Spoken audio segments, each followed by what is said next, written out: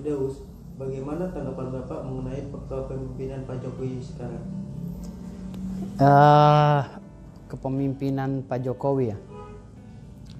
Kalau dari pandangan saya saat ini ya, pasca kerusuhan tahun 1998, tempo dulu itu, kepemimpinan Pak Jokowi atau bangsa Indonesia dikaruniai seorang pemimpin seperti Pak Jokowi ini merupakan satu kesyukuran kalau menurut saya.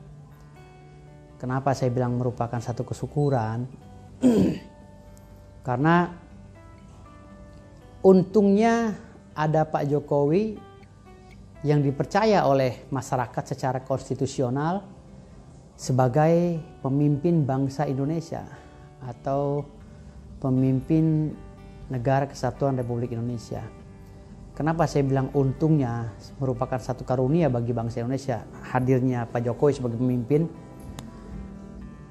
Ini karena Pak Jokowi, satu, beliau ini adalah seorang pemimpin yang tidak dipersiapkan terlebih dahulu ya sebagai calon presiden. Ini kan belum ada persiapan sebenarnya. Ini hanya idenya mungkin Pak Luhut Binsar Panjaitan menemukan figur yang memang ngademin ya, yang mungkin bisa membawa perubahan bangsa Indonesia secara signifikan di saat bangsa Indonesia ini sedang porak-poranda. Karena satu bangsa itu untuk bangkit dari keterpurukan pasca kerusuhan itu sangat sulit sekali, gitu loh. Negara adidaya sekelas Amerika saja butuh waktu 135 tahun untuk bangkit menjadi negara maju. Nah, sementara Indonesia ini, kalau berbicara masalah Indonesia pasca kemerdekaan Republik Indonesia tahun 1945, ini sudah gugur karena terjadinya insiden kerusuhan tahun 1998. Dan Indonesia terhitung nol lagi. Baik ekonomi, sosial, politik, budaya, semuanya kembali dari nol. Direstart lah oleh Allah SWT. Karena ulah-ulah anak bangsa itu sendiri, oknum-oknum bangsa itu sendiri. Keserakahan dan kejoliman yang menimpa rakyat yang dilakukan oleh oknum-oknum pemerintah tempo dulu, Orde Baru ya. Jadi menurut saya adanya Pak Jokowi saat ini merupakan satu anugerah bagi bangsa Indonesia. Bayangkan kalau seandainya pada saat kemarin kita tahu di saat Pak Jokowi sedang mencalonkan diri sebagai capres ya yang diusung oleh partai PDIP, itu kita bisa bayangkan bahwa kondisi negara itu pada saat itu sedang menuju jurang yang terjal ekonominya, defisit besar-besaran. Kita tahu isu di mana-mana karena dugaan korupsi yang dilakukan oleh para aparat ya, para birokrasi, semua lini ya, termasuk legislatif ya. Ini benar-benar menghancurkan sendi perekonomian bangsa. Sehingga pas Pak Jokowi mencalonkan diri sebagai presiden, tadinya mungkin negara ini ketika ini udah nggak punya kas, bahkan untuk menggaji ASN aja, PNS aja itu nggak ada. Akhirnya dicarilah figur yang memang dianggapnya deso, ya, untuk menutup rangkaian perjalanan negara kesatuan Republik Indonesia di masa kehancuran. Tadinya mungkin gitu kali prediksi-prediksi para politikus. Ya, pasca kepemimpinan dulu ya, presiden sebelum Jokowi itu kan tahu sendiri isunya di mana-mana beredar. Bahkan saya selaku aktivis pelaku pendemo pada saat itu, negara dirugikan sekian triliun oleh oknum-oknum pejabat pada saat itu. Itu saya anggap negara udah mencapai jurang defisit, kehancuran. Nah, muncullah figur Jokowi yang nggak disangka-sangka, yang tadinya mungkin dijadikan boneka saja. Dianggapnya udahlah negara ini udah mau hancur, pecah belah, jatuhkan figur ini, figur deso gitu kan. Mungkin gitu kali.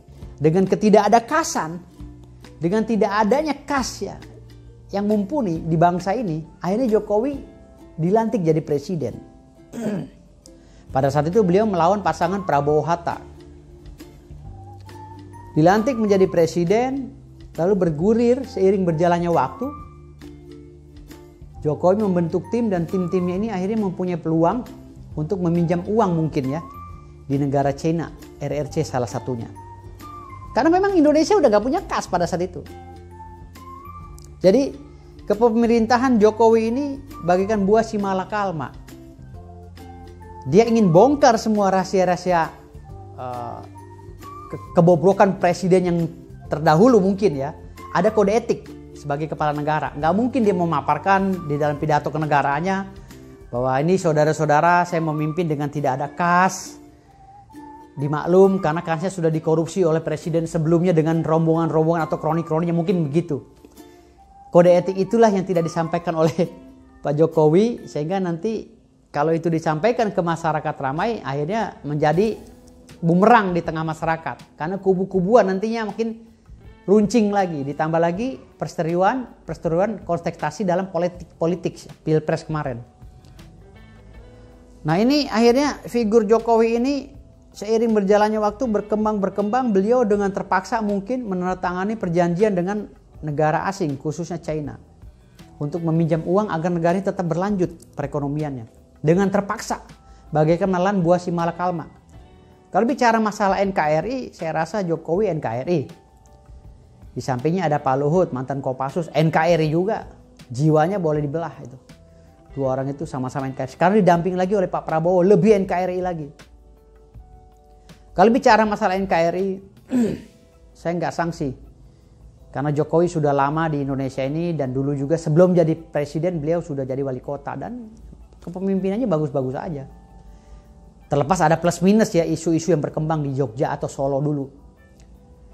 Tetapi negara Indonesia ini mendapatkan anugerah selamat dari jurang kehancuran di tangan Pak Jokowi. Walaupun itu mungkin ya uangnya boleh minjem. Tapi rakyat tidak memikirkan ke situ. Rakyat hanya taunya Jokowi ini wah begini begitu bikin hancur negara. Hancur negara. Kamu bisa berbicara begitu. Dasarnya apa? Kami aktivis dari tahun 90-an. Kita tahu pergerakan bangsa itu seperti apa. Saya aktivis tulen. Dari tahun 90-an saya bergerak. Hantaman peluru kita udah sering dapati. Apalagi kasus 98. Saya di depan, di Semanggi. Saya di Mustopo. Ditembakin sama aparat. Kalau bicara masalah aktivis, kita tahu pergerakan presiden demi presiden, pemimpin demi pemimpin bergulir ya setelah Pilpres. Nah Jokowi ini menyelamatkan bangsa, Pak Luhut menyelamatkan bangsa.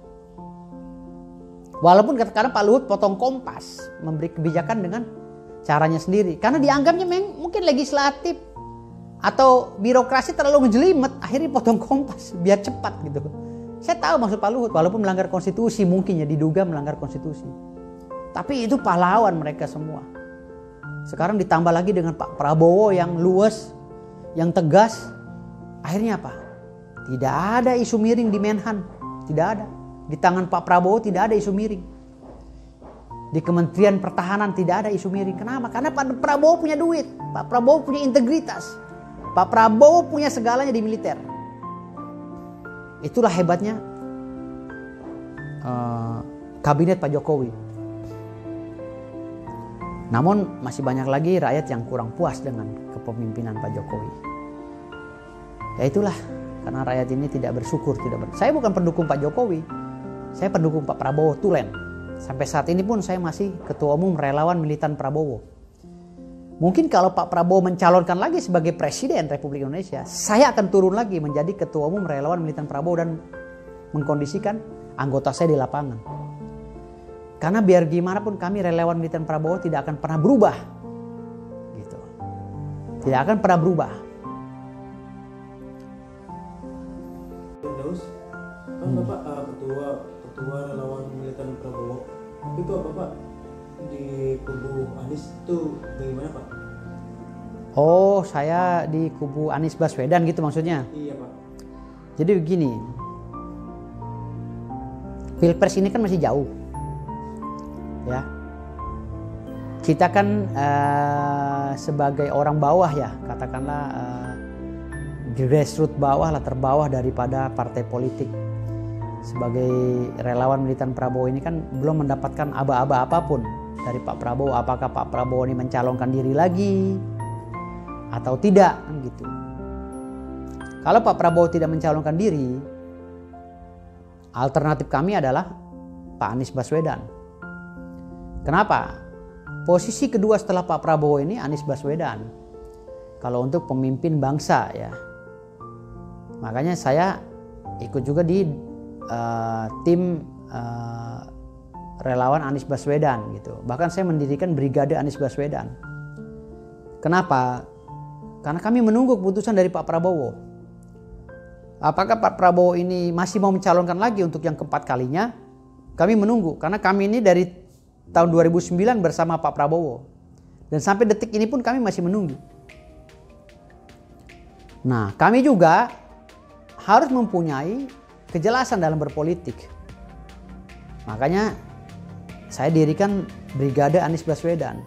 Itu pun belum kami deklarasikan, baru sebatas bisik-bisik tetangga saja. Kalau relawan militan Prabowo sudah sah, sudah terdaftar di kementerian dan itu sudah berjalan selama beberapa tahun ini, udah 15 tahun lah. Makanya saat ini kalau seandainya besok Pak Prabowo mencalonkan diri lagi sebagai Presiden Republik Indonesia, kami akan turun kembali gitu. Itu tujuannya. Dan bagaimana Anies, ya kan saya bilang Anies adalah pilihan kedua setelah Pak Prabowo, karena kami biar gimana pun kami harus bergerak untuk membenahi bangsa ini. Harapan kami besar di tangan Pak Prabowo, di pundak Pak Prabowo untuk membenahi bangsa ini. Tapi ketika Pak Prabowo tidak mencalonkan diri, kami memandang harus mempunyai sikap politik. Dan kami menilai bahwa Anies yang cocok untuk menggantikan Pak Prabowo memimpin Indonesia ke depan seutuhnya. Namun lagi-lagi apakah Anies mampu menjalankan semua program-program Pak Jokowi yang sudah dibinanya selama 10 tahun ini? Karena program Jokowi kalau kita lihat dari kacamata positif akan menjadi positif. Kalau kita lihat dari kacamata negatif akan rusak semua gitu. Tergantung dari Aniesnya nanti, Pak Anies Baswedan, apakah dia mau menjalankan program kerja Pak Jokowi atau program kerja Pak Jokowi itu menjadi bangkai lagi seperti zaman hambalang Pak SBY itu. Gitu. Apakah mau menjalankan itu? Ya semoga saja kalau memang Pak Prabowo tidak menjalankan diri, ya Pak Anies bisa legowo mencalonkan diri sebagai capres ya. Mungkin partainya dari mana kita nggak tahu. Mudah-mudahan ya kalau memang dia ini menyalonkan diri dan jadi presiden, harapan kita besar agar beliau bisa menjalankan program-program Jokowi yang pro rakyat. Gitu. Pak Firdaus, apakah ada pesan-pesan untuk kepemimpinan Jokowi ke depannya? Sisanya. Ya, untuk kepemimpinan Pak Jokowi di sisa jabatannya ini, pesan saya semoga aja Bapak yang pertama diberikan kesehatan oleh Allah Subhanahu wa taala, Pak Jokowi dan jajarannya ya, Pak Luhut, Pak Prabowo semua. Yang kedua, semoga aja di sisa pemimpinan Pak Jokowi ini Bapak bisa mewujudkan prestasi-prestasi yang bergemilang ya saat ini. Yang kita tahu sekarang ini ya, contoh kecil saja, sekarang infrastruktur di mana-mana sudah terrealisasi ya. Saya kemana-mana, ke Sumatera, kemana itu ada tol, sekarang kaget saya. Ke Surabaya udah mudah banget. Lewat tol, tembus kan, sampai Surabaya. Ke Sumatera, ke Palembang, kemana, udah mulai jalan bergerak. Andaikan tidak ada gangguan-gangguan, sebenarnya sudah terwujud itu infrastruktur. Tapi ya, apa nanti kata, karena negeri ini banyak orang yang pinter, banyak yang memprotes saja tapi tidak memberikan solusi gitu. Alhasil ya gini, pembangunan Pak Jokowi terganggu. Sedih sebenarnya, karena selama menjabat Pak Jokowi ini penuh dengan hinaan, fitnahan, cacian, bulian, tapi beliau tetap sabar gitu. Makanya saya bilang tadi, Indonesia mendapatkan karunia presiden yang baik dan terbaik di di masanya ini, gitu loh. Andai kan presidennya yang lain, mungkin banyak aktivis-aktivis yang lebih banyak lagi hilang, ditelan bumi gitu, tanpa tahu arah dan tujuan.